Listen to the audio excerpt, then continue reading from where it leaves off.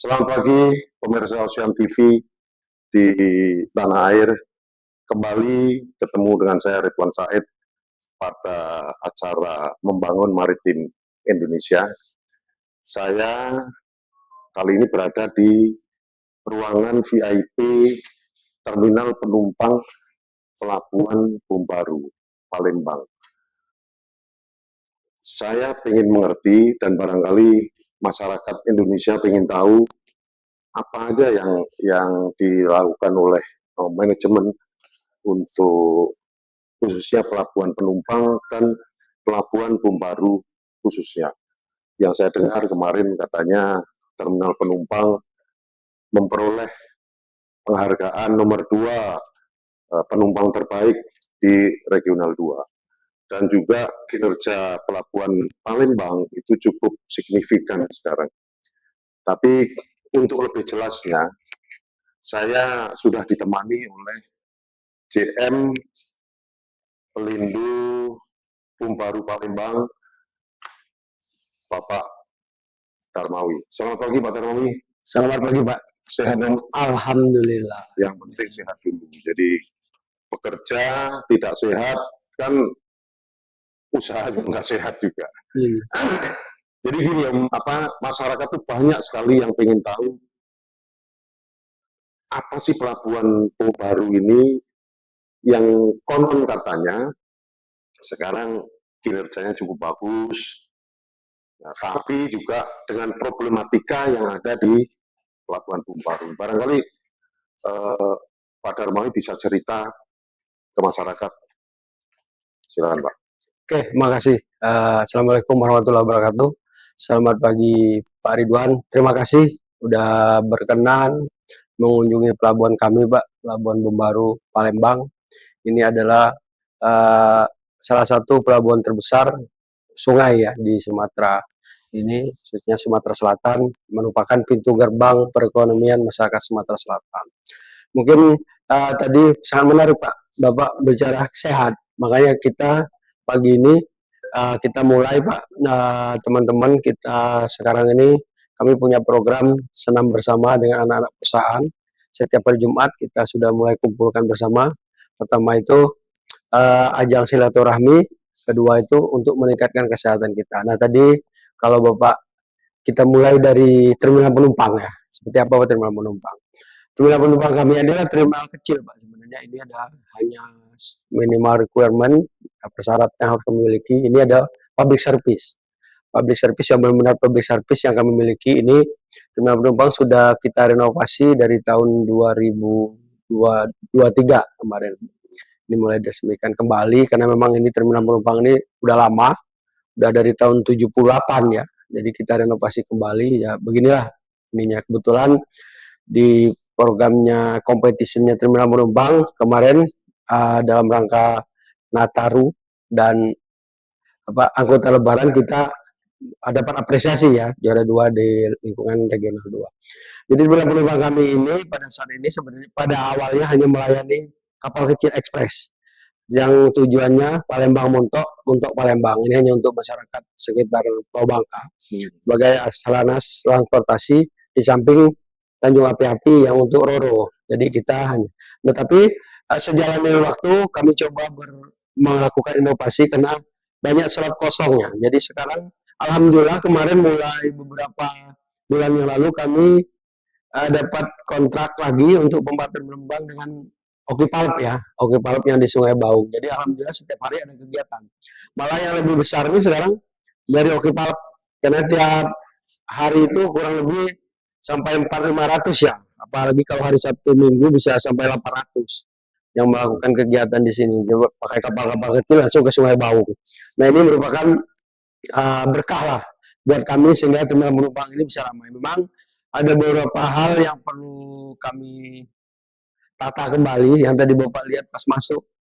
Secara estetikanya memang masih kurang baik Pak menurut kami. Kalau mau disamakan kemarin arahan Bu Lili itu terkait dengan seperti apa kesan orang melihat terminal penumpang itu agak kayaknya kita kesannya kurang bagus lah kalau masuk. Pas masuk lagi karena warung-warungnya UMKM-nya ada di jalan masuk ini. Nah ini memang kemarin program kami ya Pak Jaya, kebetulan Pak Jaya ini manajer teknik optek, kita punya program yang kemarin akan coba kita eskalasi di situ. Salah satu terminal penumpang.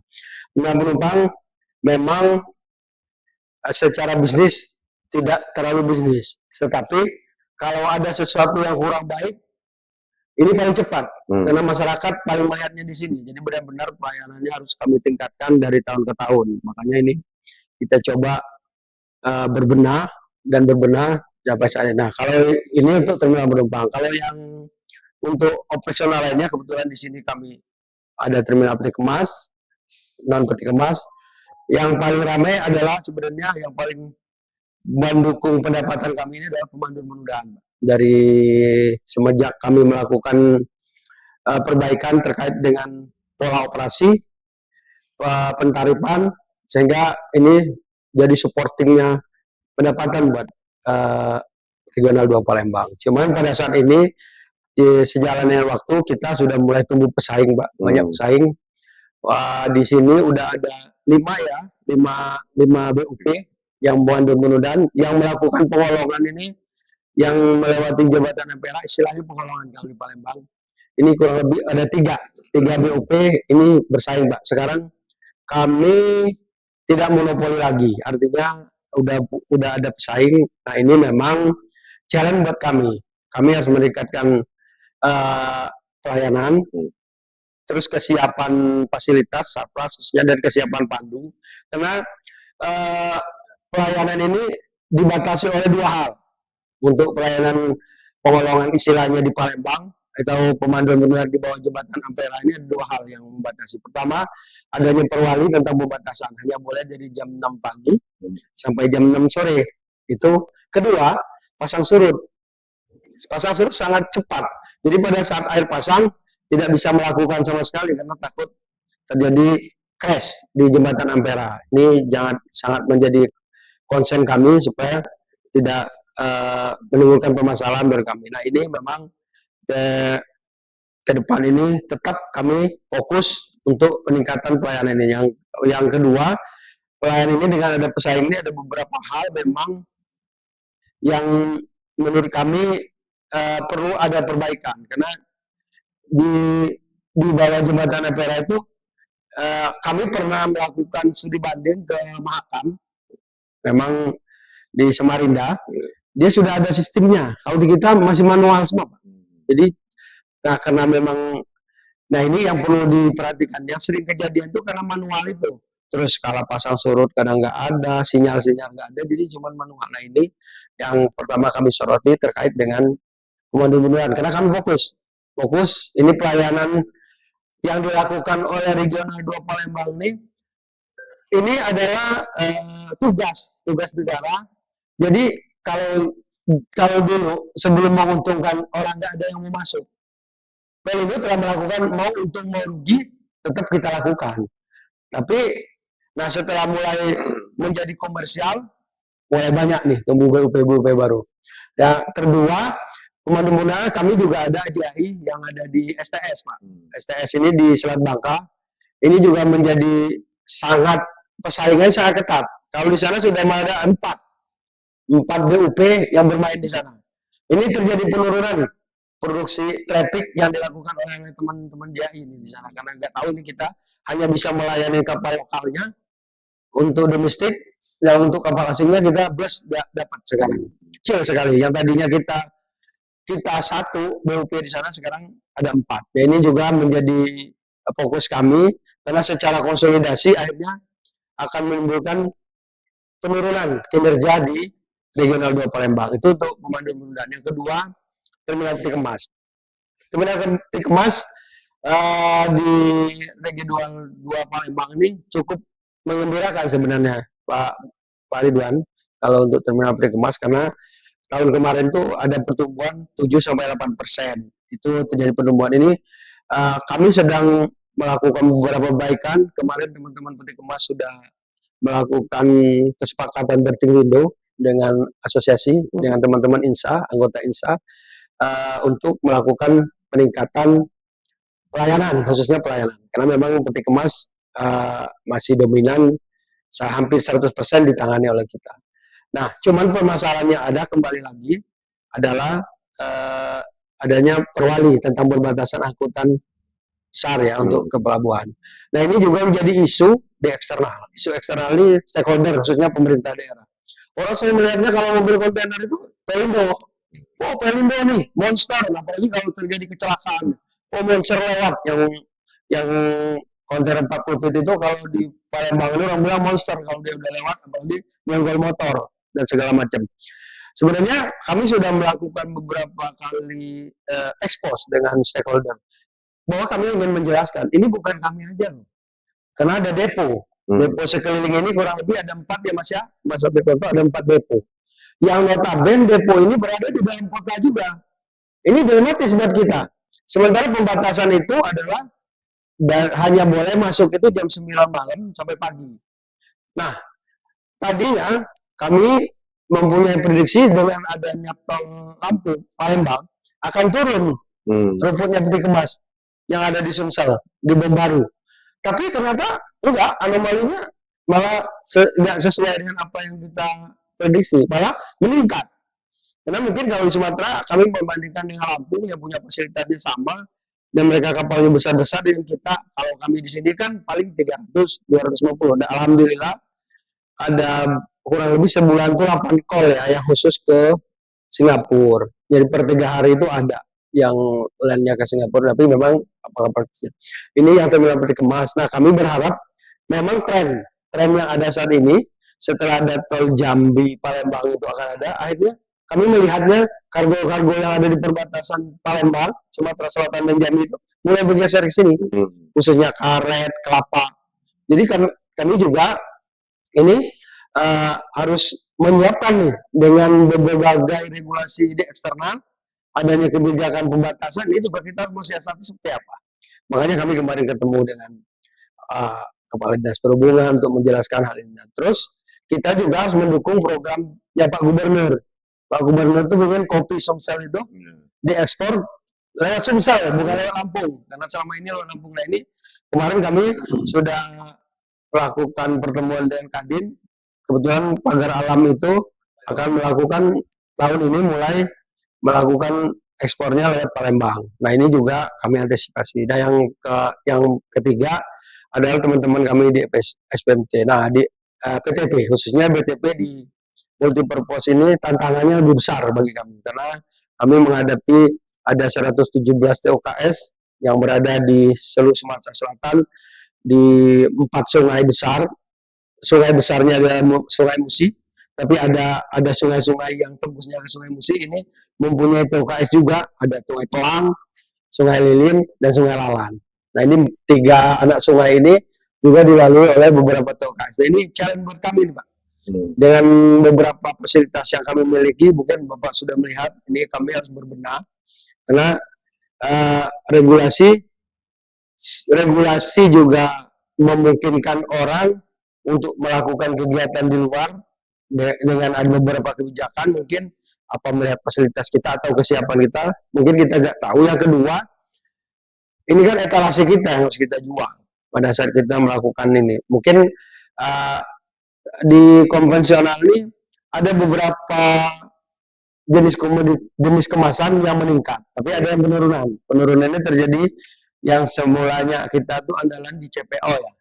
Suara cair itu menjadi andalan kita karena kami memprediksikan kemarin bisa 1,6 juta dari 4,2 juta ton CPO yang produksi Sumsel ini akan lewat kita. Ternyata sampai di 2025 kita cuma mampu 1,2 karena tadi ada pembatasan. Yang kedua dari beberapa yang beralih, mungkin ada yang ke Lampung atau yang lewat TUKS dan mereka lebih prefer karena tidak ada pembatasan. Terus adanya biaya, jelas sekarang orang bisa milihnya biaya Pak, karena ada khususnya di 3 sungai yang tidak ada TUKS-nya belum ada pemandu penundaan kecuali Lalang.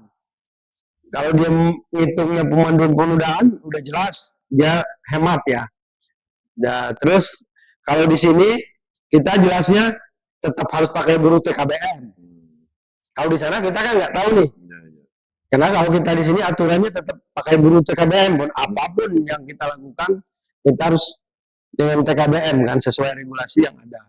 Nah ini biaya juga jadi perbandingan, dan terus kami juga menerapkan biaya port service facility itu karena memang kita diamanatkan kalau kita ini harus lengkap Pak, ada IPAL, harus proper, harus AMDAL, harus lingkungannya harus diupdate setiap saat.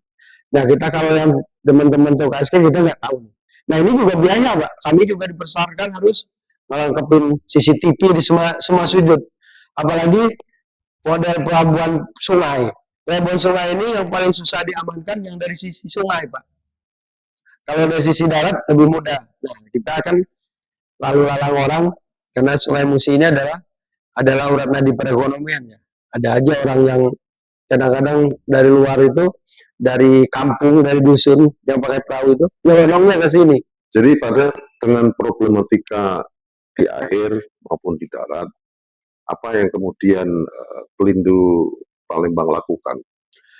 Dari aspek keamanan kami sudah prepare tentang CCTV Pak. Nah kebetulan kan di atas itu alhamdulillah kita punya planning and control itu, kita yang menjadi leadnya adalah pengaman, security. Jadi ada di dalam itu ada teman-teman TPK, PTP dan Merin, di atas itu ada kita punya. Jadi kita bikin suatu ruangan yang memang untuk planning kontrolnya satu, tapi di situ leadnya security.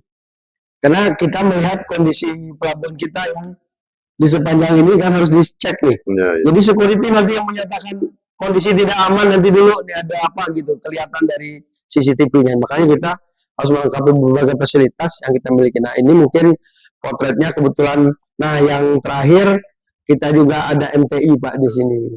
Jadi MTI juga kita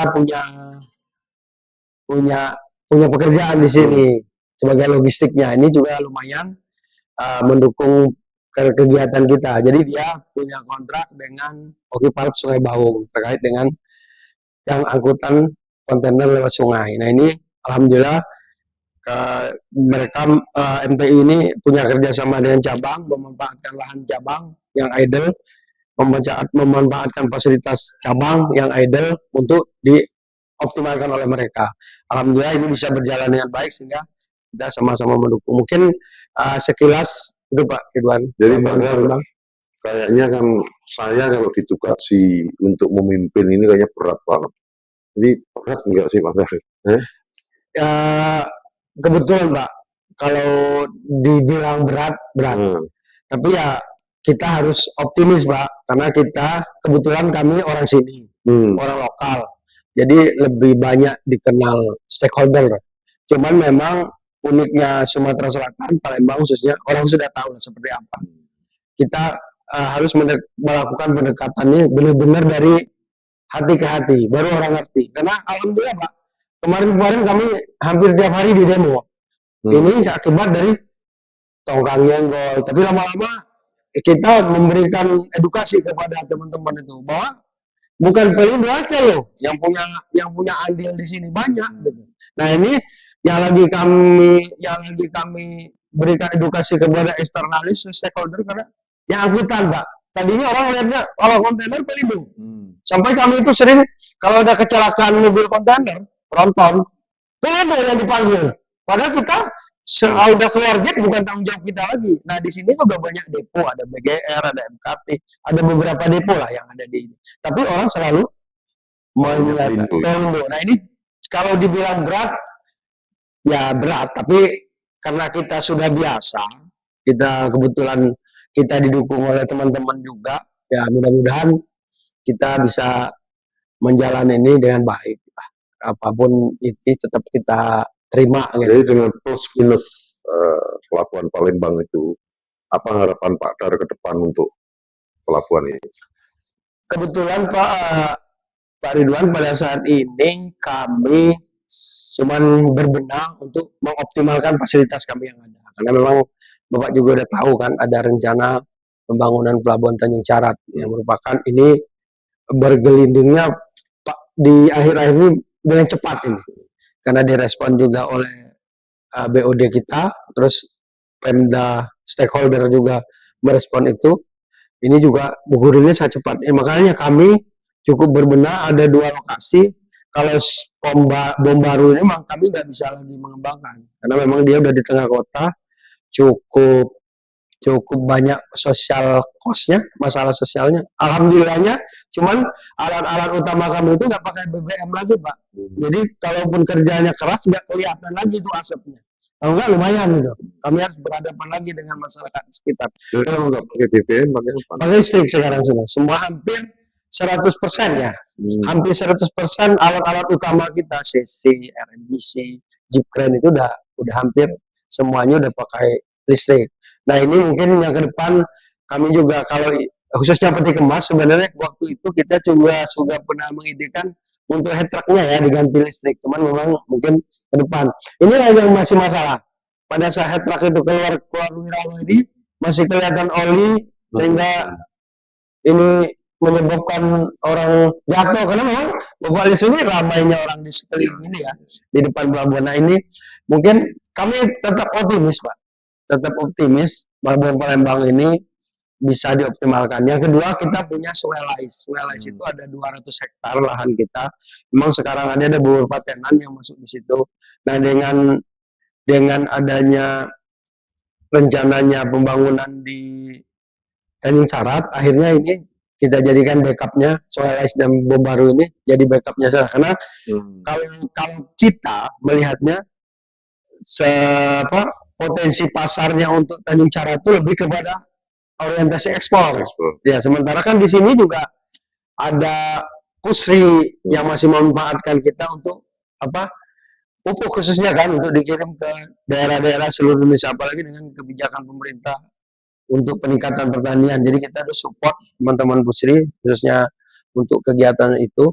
Nah ini mungkin ke depan kita berbenah ada 2 lokasi ini yang menjadi prioritas kita mengoptimalkan bom baru dan mulai menjajaki kemungkinan kerjasama kepada mitra-mitra yang ada untuk Sungai Lais karena kebetulan udah mulai ada beberapa.